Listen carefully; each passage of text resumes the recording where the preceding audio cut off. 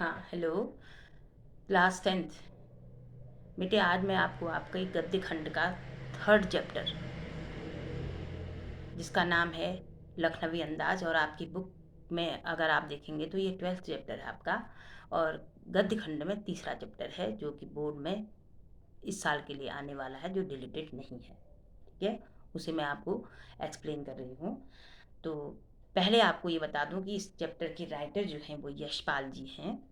और इन्होंने इस पाठ के माध्यम से, ठीक है, इस पाठ में वो एक नवाब, जो कि आज हमारे समाज में पतनशील सामंती वर्ग है, यानी कि पतन की ओर चला गया है। पहले नवाब हुआ करते थे अंग्रेजों के समय में, तो उनका जो शो थीम थी, जो बाह्य दिखावा था, ठीक है, बनावटीपन था, वो उनमें बहुत ज़्यादा था। और आज भी कुछ लोग ऐसे ही हैं। इस पर ही लेखक कटाक्ष कर रहा है।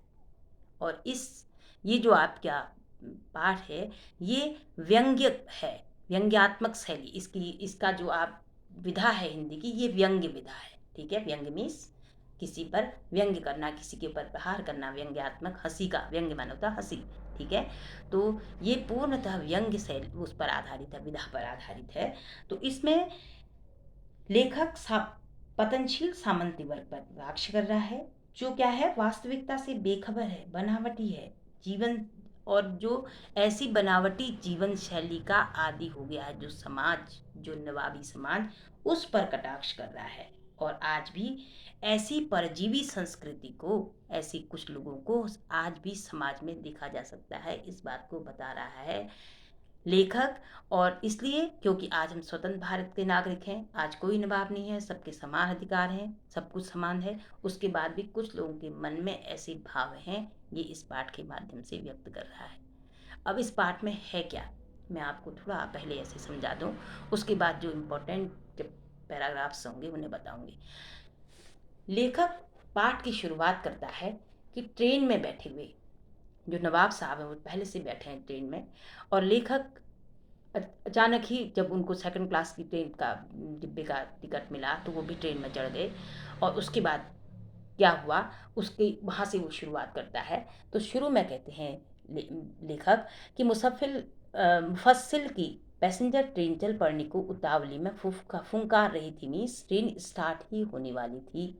ठीक है, आराम से सेकंड क्लास में जाने के लिए दाम अधिक लगते हैं, दूर तो जाना नहीं था, भीड़ से बचकर नई कहानी के संबंध में सोच सकने और खिड़की से प्राकृतिक दृश्य देख सकने के लिए टिकट सेकंड क्लास का ही ले लिया।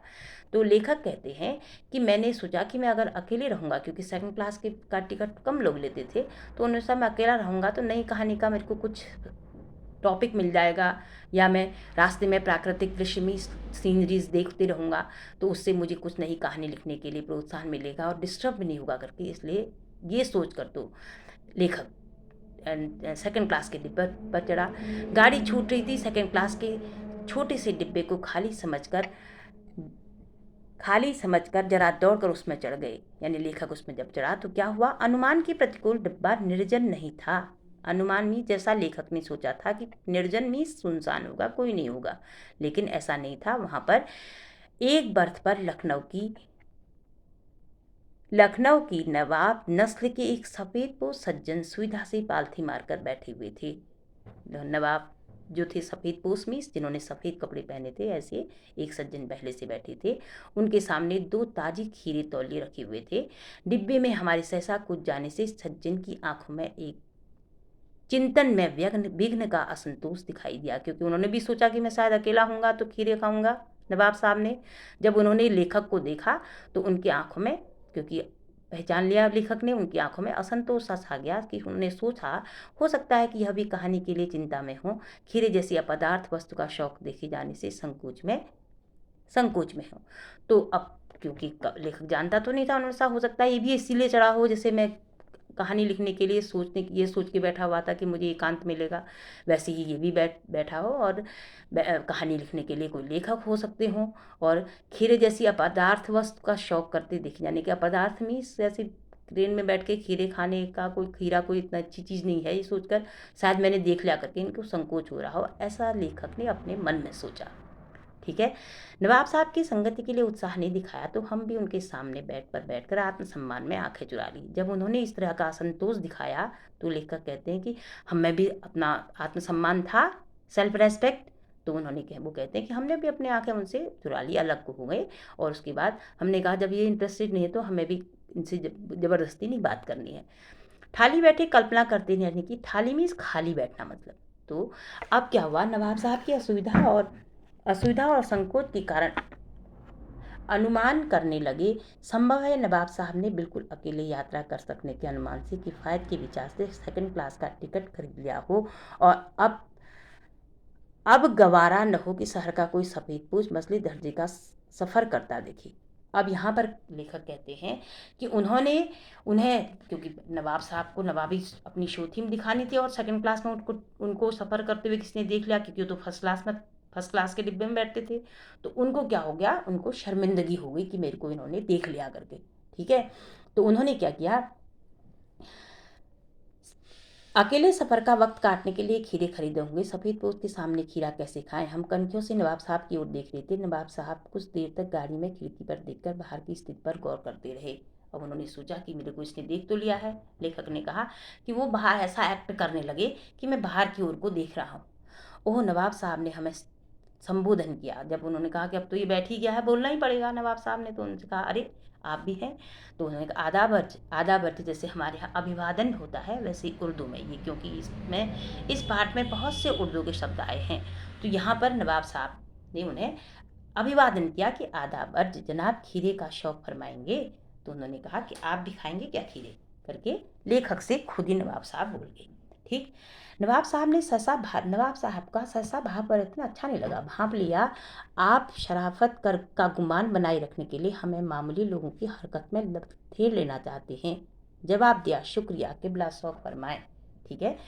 तो अचानक ऐसा, पहले तो उन्होंने असंतोष व्यक्त किया और बाद में ऐसा भाव परिवर्तन, तो उन्हें लेखक कहते हैं कि हमें अच्छा नहीं लगा।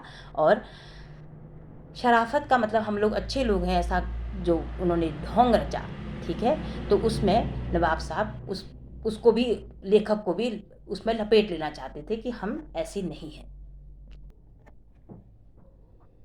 नवाब साहब ने फिर एक पल खिड़की से बाहर देखकर गौर किया और दृढ़ निश्चय से खीरे को नीचे रखा। तौलिया झाड़कर सामने बिछा दिया। सीट के नीचे लोटा उठाकर खीरे को खिड़की से बाहर धोया। तौलिए से पूछा, जेब से चाकू निकाला। दोनों खीरे कूद कर झाग निकाला और ऐतिहासिक खीरे छील कर फांकों करने से तौलिए पर सजाने लगे। अब उन्होंने जो खीरे, यहाँ पर लेखक वर्णन करता है कि कैसे उन्होंने खीरे निकाले, कैसे काटे और कैसे उनको धो के ऐसी तरह से तौलिए में बिछाकर उन्हें सजाया।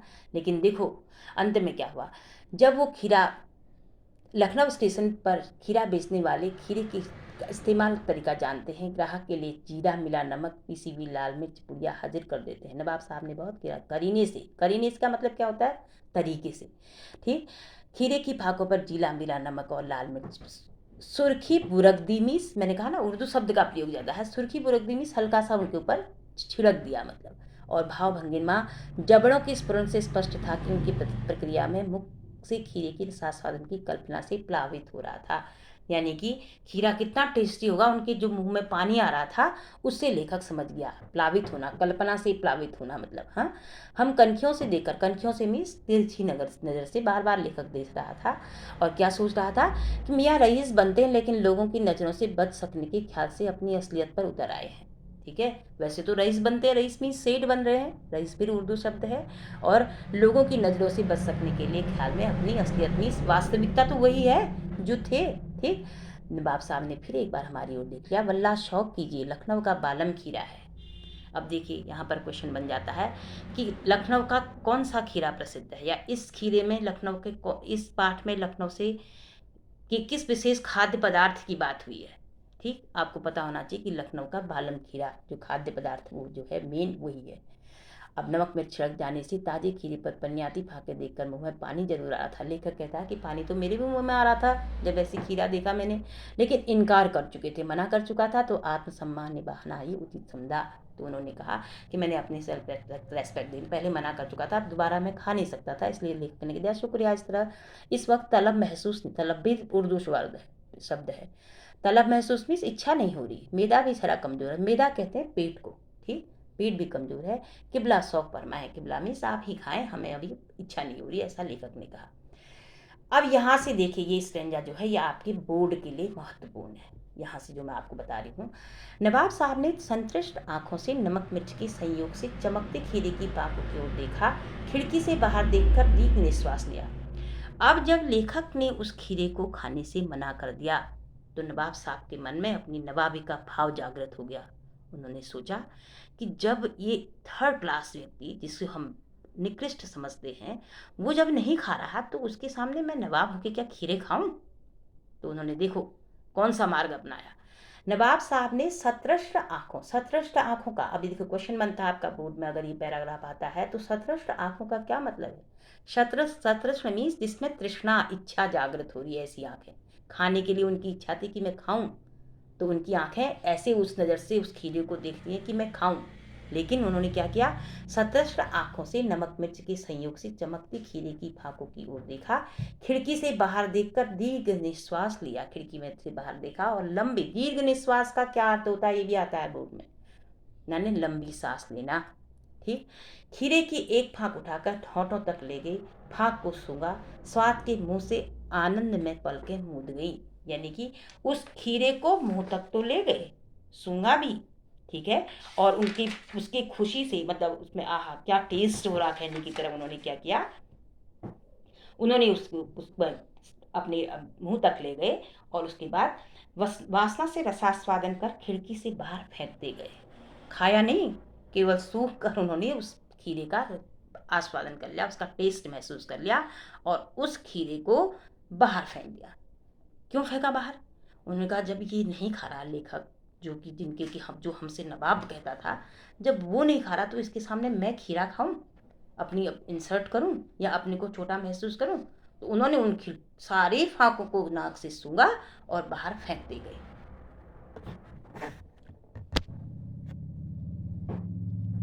नवाब साहब ने फाकों को नाक के पास ले जाकर वासना से रसास्वादन कर खीरे बाहर फेंकते गए, ठीक। तो यहाँ तक आपका इम्पोर्टेंट है कि अब प्रश्न बनता है खीरों को उन्होंने क्यों बाहर फेंका? क्यों? क्योंकि उनकी जो कॉन्सिस थी वो अलाउ नहीं कर रही थी, यानी उन्हें अपना नवाबी अंदाज दिखाना था, उन्हें अपनी शोथीम दिखानी थी, इसलिए उन्होंने खीरे को बाहर फेंका बार बार, ठीक। अब देखिए इसके बाद क्या हुआ कि नवाब साहब ने खीरे की सब फाकों को खिड़की से बाहर फेंककर तौलिए से हाथ पोंछ लिए, गर्व से गुलाबी आंखों से हमारी ओर देख लिया, मानो कह रहे हो ये है खानदानी रईसों का तरीका। कहा नहीं, देखकर लेखक ने समझ लिया कि ये कहना चाहते हैं। नवाब साहब खीरे की तैयार इस्तेमाल से थक कर लेट गए। हमें तस्लीम में सिर खम कर लेना पड़ा। यह है खानदानी तहजीब, नफाजत, नजाकत, ये सब उर्दू शब्द है। फिर यहाँ से इम्पोर्टेंट चैप्टर जो है यहाँ से शुरू होता है आपका इम्पोर्टेंट जो पैराग्राफ है। हम गौर कर रहे थे खीरा इस्तेमाल करने के इस तरीके को खीरे की सुगंध और स्वाद की कल्पना से संतुष्ट होने का सूक्ष्म, नफीस, एब्स्ट्रैक्ट तरीका जरूर कहा जा सकता है। यानी कि अब लेखक कह रहा है कि मुझे खीरे